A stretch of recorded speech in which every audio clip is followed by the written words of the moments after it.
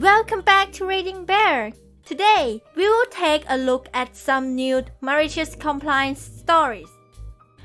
And if you enjoyed my content, please don't forget to subscribe to my channel and post some bear emojis in the comments. Let's go! The first story is titled, "You Don't Want to Switch Seats?" Okay. My boyfriend and I went on the same flight, but he had mistakenly booked his seat right in front of me. A nice flight attendant noticed that we were together, and she told us that the plane wouldn't be full, so she'd inform us if two adjacent seats would become available. It was a small plane and had 2 seats on each side of the aisle. While my boyfriend was loading our baggage in the overhead bin, a woman sat on the window seat of his row. I thought it might be a good chance to sit together. I mustered up all the courage I had in me and started to talk to her. "Hello, ma'am. Will it be all right if you switch seats with?" "No. I don't want to switch seats. I want my window seat," she said haughtily and proceeded to stare out the window. This discouraged me because I'm wary of confrontations. I decided to shut up. However, the flight attendant from before was behind us, and made way to the woman. "Good morning, ma'am." This lady asking. "I don't want to switch seats. I booked a seat, and I want my reserved seat." She angrily announced this without even looking away from the window. The attendant, still cheerful, said, "Of course, ma'am, you have the right to your reserved seat. May I please see your boarding pass?"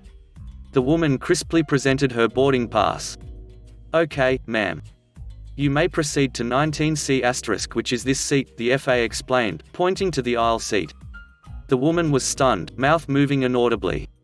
She even looked frantically around for the seat number, then at her pass.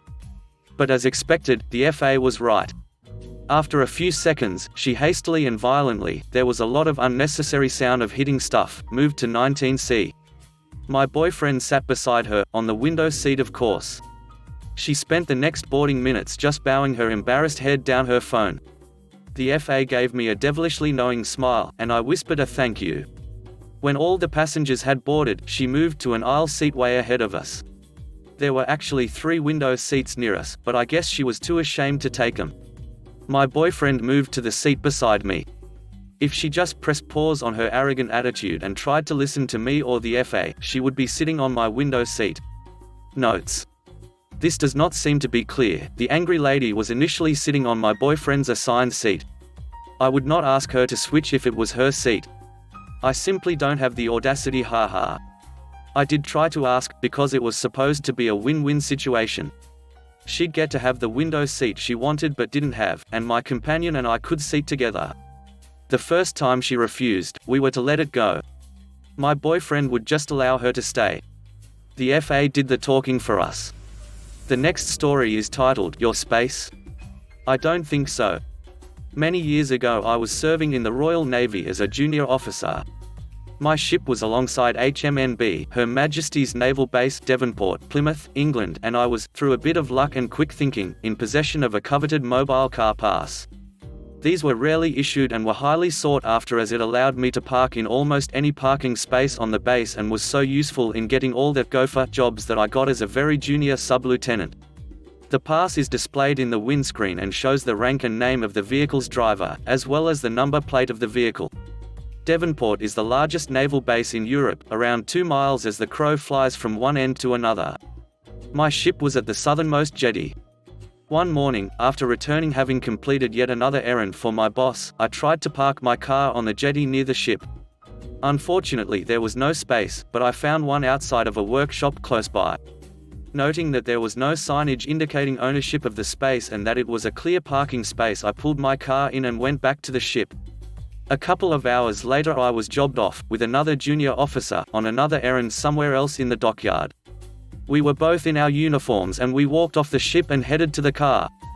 A white van was parked across the back of my car, blocking my exit. Must be someone making a delivery, I thought. So I went into the workshop adjacent to my car and walked up to the first person I saw, a civilian contractor wearing grubby overalls. "Excuse me, do you know whose van that is outside?" "Yeah mate, that's Dan's." "Where can I find Dan? His van is blocking my car in." "Dan. That Navy idiot is here to move his car." A huge mountain of a man emerges from an office doorway, again wearing similar dirty overalls. "You parked in my ducking space, you ducking idiot." It definitely wasn't his space, but I thought it wise not to escalate the situation. "I just wanted my car back." "Sorry, I didn't realize." "Can you move your van so I can get my car out, please?" "Nope. I'm on my lunch break and I don't do any work for you Navy idiots when I'm on my lunch break." It was around 10:30 in the morning. "So when can you move your van?" "When I go home."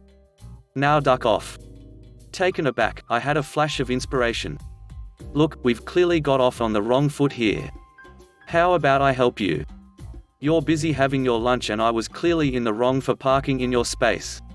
How about you give me the keys and I'll move your van? I'll then move my car and park your van for you."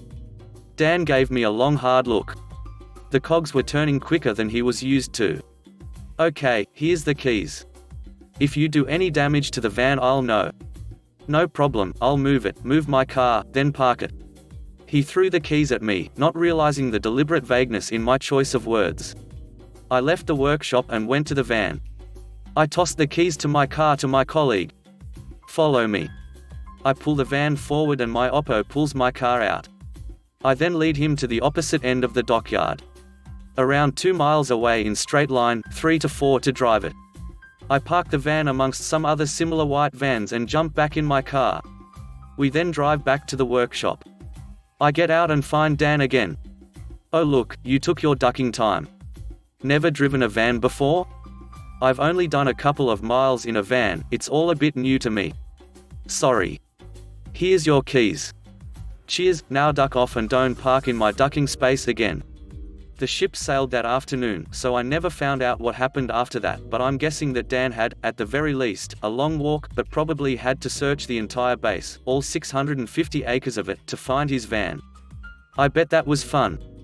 The next story is titled, "I Don't Need Your Help." A few years ago I worked at a school as a preschool teacher. The majority of my students spoke languages besides English and many had never been away from their parents before. The first few weeks of school tended to be challenging to say the least. With a lot of gestures, pictures, and, most importantly, a predictable routine and environment, the students would acclimate to school and the learning would begin.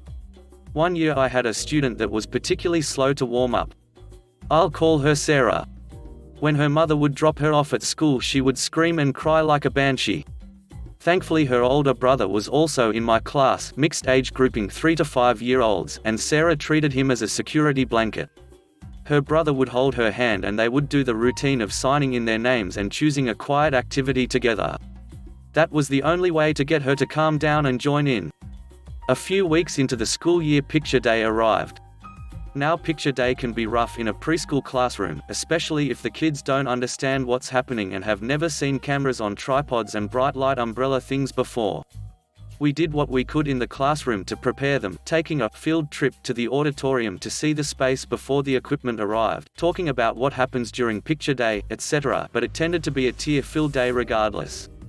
When it was our turn for pictures we lined up and walked to the auditorium. I could tell from Sarah's face that she was already uncomfortable. We sat the kids in the chairs, reminded them to keep their fingers away from the hinges, and passed out books to pass the time. The photographer started calling kids and I would walk them up, hand her their envelope, and for a couple of students gave her some tips. So-and-so doesn't speak English so he may need you to show him what you want him to do. Apparently the photographer was in a rush because she did not like me giving her tips. After a couple of kids she got frustrated and told me, "I don't need your help. Stay over there." That's when the malicious compliance kicked in. A couple students later she called Sarah. I ignored her request and walked Sarah over to her and handed her the envelope. She told me to go back by the chairs. I complied knowing exactly what was going to happen. Not 5 seconds after I walked away Sarah started screaming and crying at the top of her lungs.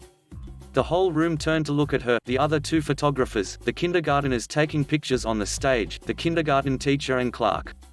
The photographer looked nervous and sheepishly asked if I could help. I sent Sarah's brother to hold her hand and she managed to calm down. After that the photographer let me give her tips and we finished up quickly and went back to class. The next story is titled Railroad Chop Shop. So I used to work for a company that dealt with refurbishing locomotives and rail cars. It was an unbelievably greasy operation. To start with, they hired only apprentice welders because the government gave out grants for that sort of thing.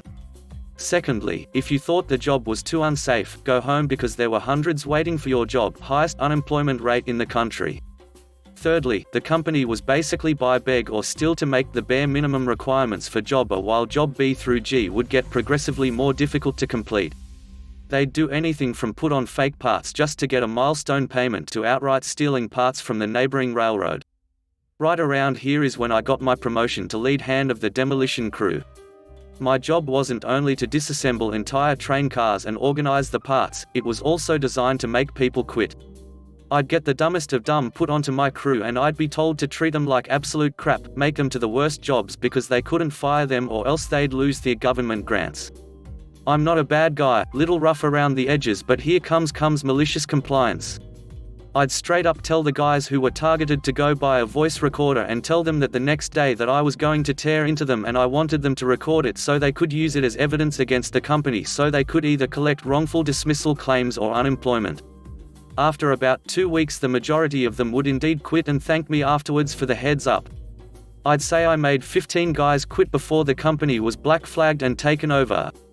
The next story is titled, Lawyers Think They Can Outplay an Engineer. Not on my watch. As this is my father's story and he works as an engineer for a city that shall not be named, I will not know everything, nor will I give any details as to the location or time that this happened. Cool? Cool. A few years ago my father was working for a city as the leading civil engineer. His job was mostly about waste management and water systems for the entire city, though he does oversee all engineering projects. One day my dad comes home looking utterly defeated, not his normal mood at all. I don't question it until the next day when the same thing happens. He explains the city needs new and expanded piping systems or they will be sued. I don't know the charges nor the amount of money that was on the line. 2 more days go by as the same thing happens. Tired and defeated, my dad thought there was no option but to make these changes. The changes would cost millions and would take months to plan and route. I honestly felt really bad. He had worked so hard for the city for years and now he was on the verge of being fired for something he didn't do. The old pipeline was planned and made decades before my dad got there. Now on to the malicious compliance. As a perspiring lawyer, it will never happen. I wanted to look at the case and all the documents he had. I looked over them. Reading super carefully. This subreddit made me think so hard on a way to maliciously comply. Then it hit me. The lawsuit stated it would be dropped if the new piping system was laid in.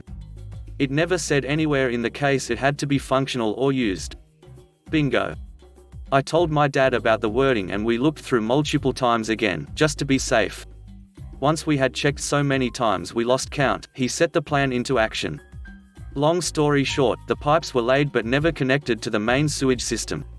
This saved millions in fees and other things for the city, saving my dad's job. The lawyers tried to fight it once they found out the pipage was not being used, but they couldn't fight it. I showed up to the court hearing to listen and watch. The opposing lawyers swore, pounded the table, popped multiple blood vessels I'm sure, and got so red in the face when they lost that they looked like actually cherries. So happy ending. Yee. My dad got a small bonus for the idea and he kept his job. I am now 16 and want to be an engineer like him. One day I hope to experience a story like this, just so I can post here again. Thank you all for reading and I hope you enjoyed this malicious compliance. Edit. Okay, I realize now how badly I messed up telling this story as I read comments. First of all, the city where this took place has an amazing water and septic system. The new updates that the people were suing for would have wasted public funding even worse than our solution. The updates they wanted would benefit no one and just make the system more complicated. This new pipe system would screw up the already functional system and just cause problems. Now that I am 16 and work as an intern, assistant for a small engineering company, I can 100% say that what my dad and I did was definitely the right move. The new sewage system and water system would have screwed up a lot of things. I cannot emphasize this point enough. The previous water system is amazing. There was no need to fix it, which was why we argued against it in the first place. The city this took place in has the 3rd best water system in the state. I promise we did not worsen lives by doing this. Sorry for the confusion. Lastly, for the people that said that I have no idea what I am talking about or this is fake, it is not how it works. I have little to no idea how it works. I thought some people would enjoy this story even if I couldn't properly explain the water systems. Like I said, my dad's expertise, not mine. The next story is titled, You Want to Unfairly Fail Me? I'll make you comply and give me my grade. So this happened last year, sophomore, on my physics class, and the teacher didn't like me very much. Anyway, the way our tests work is that they're worth 10 points, and you need to score at least 6 to pass. And for every question the teacher can give you some points even if the answer isn't totally correct, but this is up to their discretion. This is important. So I received my test and I scored 5.8, almost passed it. But as I was going over my answers, I felt something wasn't right. One of the questions required 2 separate equations, and I got one of them right. But instead of scoring 0.5, I scored 0.3, therefore not passing. Oh well, I think it's up to the teacher's discretion. But just to be sure, I asked to see my friend's test, who had passed by like 0.1 points, and sure enough, she gave the exact same answer and scored 0.5. Keep in mind that this teacher doesn't like me, but he does like my friend and probably didn't want her to fail. I wasn't happy. So I took it to the teacher and basically asked him to either fail us both or give me the same amount of points he gave my friend. He complied and I passed my test. The next story is titled, Today I Had the Tables Turned on Me. My employees and are big fans of this sub and we try to maliciously comply at work for fun. So, I have a few employees and on busy days at work one of us will go to the Winn-Dixie, which is about a 1/4 mile away, to grab lunch for us to eat when we have a lull in customers. I have a new girl that works the counter while me and the guys basically do grunt work. I asked her to grab my wallet and run to get lunch from the deli. She leaves and comes back in a sweaty mess. Florida is damn hot. To get in on the malicious compliance, she literally ran to Winn-Dixie and back. The next story is titled, We Must Be Alerted Every Time a User Sees a 404 Error on Our Site. This happened around this time last year. I'm a website developer and I used to work for the stupidest buffoon of a man who had no clue about web development. He just ran the company, managed the accounts, etc., but he thought he did. He read articles on web development and forced us to implement the new things he had spent 5 minutes reading up on almost weekly. One day, he was messing about on our company's site, and because of some work I was doing, one of the pages he was trying to look at was temporarily unpublished, resulting in a 404 error. This is just what the website tells you when a page can't be found at the URL you're visiting. He went berserk and lectured me on how this was completely unprofessional and if a customer ever saw it we'd lose them. I rolled my eyes and said it was only for a minute and it was fine. He then told me we needed to be alerted somehow every time a user got a 404 error on the site. First of all, this is ridiculous. You don't need to be alerted every time this happens. Second of all, sites get hundreds and hundreds of 404 errors every day due to automated scripts trying random URLs to see if they can find anything good, or spiders trying to look for pages that may have once existed but don't anymore. I explained this to him, but he wasn't having any of it. No, we need to be emailed every time this happens so we can fix it. I was crying with despair internally at this point, but I decided it'd be hilarious to prove my point anyway. I set up a script on our 404 template that'd email him every time a 404 page was displayed and left it overnight. I came in the next day to find him sitting there scrolling through pages of his webmail trying to delete the 4,000 or so emails that had arrived overnight. The best part was you could search for the subject, but at most only 100 were displayed at a time, so he would have had to delete 40 pages of emails. I also made sure to take my sweet time disabling it, so he probably got a couple hundred more before I got round to doing it. The next story is titled, You Want Me to Put a Fake Name on Your Order? Alright. So this is about 3 years ago. I was working at Papa John's in Canada and was acting as the assistant manager. When we had customers order within the store, we would just take the customer's name so that we can call out their order once it's ready, and usually this isn't an issue. Well, an older gentleman walks in, 60 to 70 I'd say. He waits in line, approaches the counter, places his order, but when I asked this customer for his name, I realized I had opened Pandora's box. Cuss, what do you need my name for? Me, it's so that when your order is prepared I can call it out for you, sir. Quote. Cuss, you don't need my ducking name. Turns to customers in line and says, watch out. The ducking pizza guy wants your social security number. Me, sir, if it is an issue you can just use a fake name. Cuss, just put Bob on it. And so I did. 10 minutes later his pizza is hot and fresh from the oven. I walk to the counter and yell out to the store, pizza for Bob. The guy doesn't budge. I realize now that this man has forgotten that he was ordering under an alias and doesn't know his order is ready. The other customers in the store, however, knew what was happening because they just watched and heard the misery unfold. They turned to Bob, they turned to me, they turned to Bob, and I can see it in their eyes. Even the customers long for that malicious compliance. I continued to bring the other customers their orders, some who had been there before him, and once Bob had noticed that I was serving food to those who ordered after him, he approached the counter. At this point the pizza is getting nice and dry under the heat lamp. It's been about 20 minutes since he's ordered. Cuss, is my food going to be ready soon? Me, sir, it's been out of the oven for about 10 minutes now. I've called for the name you gave me several times but nobody came to the counter. At this point the guy is aware that he is getting his food late at his own demise. I hand him the pizza and there is no more exchanging of words. He leaves and goes on his way. The customers who witnessed the misery unfold were all snickering as he left.